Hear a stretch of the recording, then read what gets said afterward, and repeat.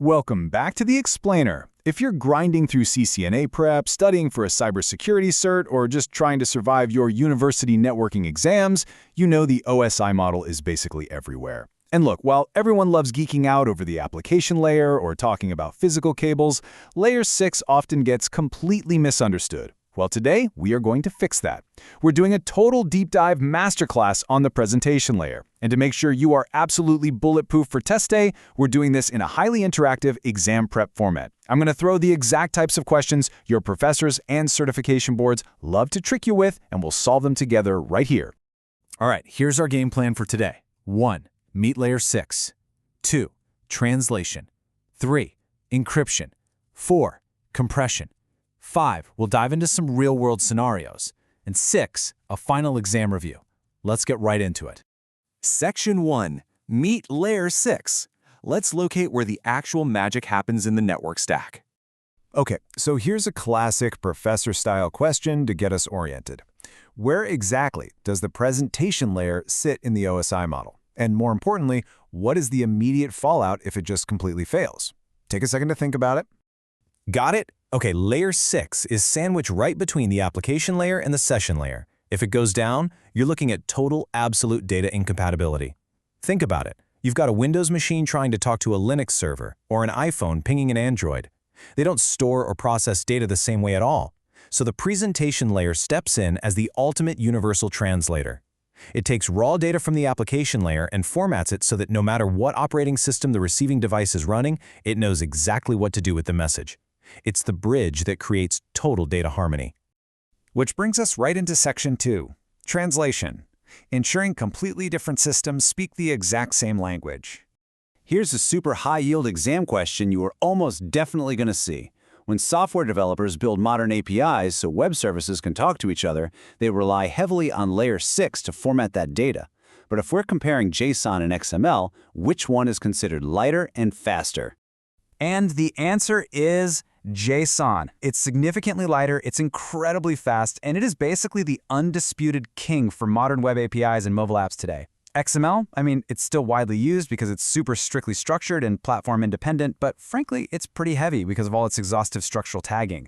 The presentation layer handles these formats under the hood, making sure the receiving system can parse either the JSON or the XML without a hitch. Let's try another one. This is a really relatable, everyday translation question.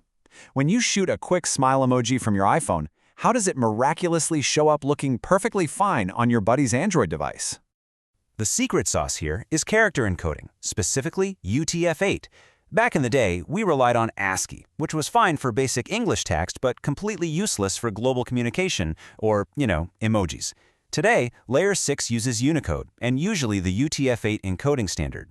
You hit send, Layer 6 translates that graphical smile into a standardized UTF-8 code. The Android phone receives that exact code, its presentation layer translates it back, and boom, smile emoji. This is literally Layer 6 working flawlessly in your pocket every single day. Moving on to Section 3, Encryption. Now we're getting into how this layer actually protects your most sensitive data. All right, wake up for this one because professors absolutely love throwing this trick question on exams. True or false? Because it's literally called Transport Layer Security, TLS operates at the transport layer. False. Do not fall for the naming trap. In the strict OSI Referential Model, TLS and its older sibling SSL map directly to the presentation layer. I know the name says transport, but the actual functional job of taking readable data and transforming it into unreadable gibberish, that is a Layer 6 responsibility, 100%. So what's actually happening here? SSL, or Secure Sockets Layer, was the original protocol, but we've basically completely replaced it with TLS now. When you visit an HTTPS website, Layer 6 steps up, uses TLS, and encrypts your data. It takes your perfectly readable password, what we call plain text, and scrambles it into ciphertext. If some hacker intercepts the data while it's zooming over the Wi-Fi network, all they're going to see is absolute mathematical garbage. Now, Layer 6 generally handles two main types of cryptography. First, you've got symmetric encryption, like AES. This uses one single shared key to both lock and unlock the data. It's blazing fast, kind of like using the exact same key to lock and unlock your front door. Then there's asymmetric encryption, like RSA. This uses a key pair, a public key that anyone can use to lock the message, and a private key that only you have to unlock it.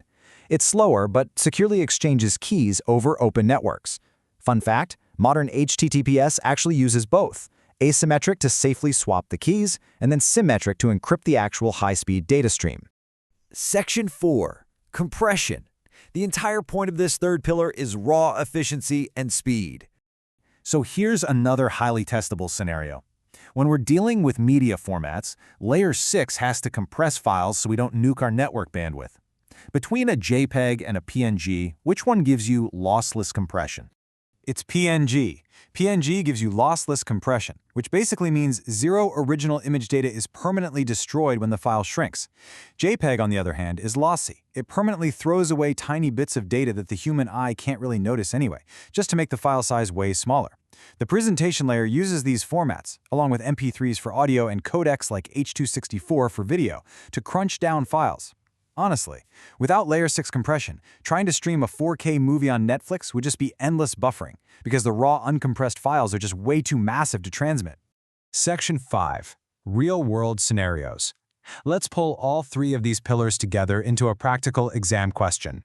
Picture this synthesis question on your final. What three presentation layer actions happen simultaneously the exact second you hit send on a WhatsApp photo that has a text caption? Okay, here's the chronological flow to get you full points. Step 1, the text and emojis in your captions get translated, formatted right into standard UTF-8 encoding. Step 2, the photo gets compressed. It probably drops a bit of quality using a lossy codec like JPEG so it can send instantly. And Step 3, the whole data package gets encrypted. It's secured via TLS or a similar end-to-end protocol so nobody lurking on the network can see your picture. Formatting the text, shrinking the image, securing the data, all happening in literal milliseconds, entirely inside Layer 6.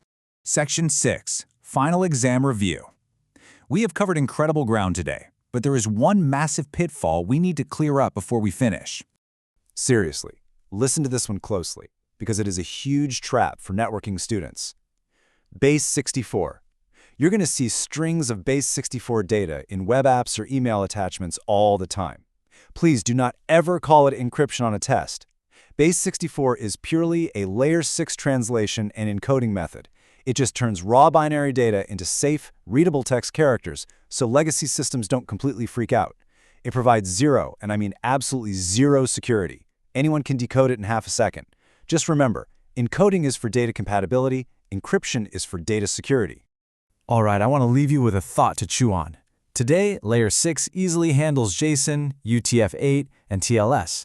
But think about tomorrow, as we shift towards spatial computing, 3D holographic streaming, and these absolutely massive AI data payloads that are going to require quantum-resistant encryption. How is the presentation layer going to adapt? The specific standards are definitely going to change, but our underlying need for a universal translator in our networks is only going to get more critical. Keep that in mind as you absolutely crush your exams and head out into the real world of networking. Thanks for hanging out with me on this explainer, and I'll catch you in the next one.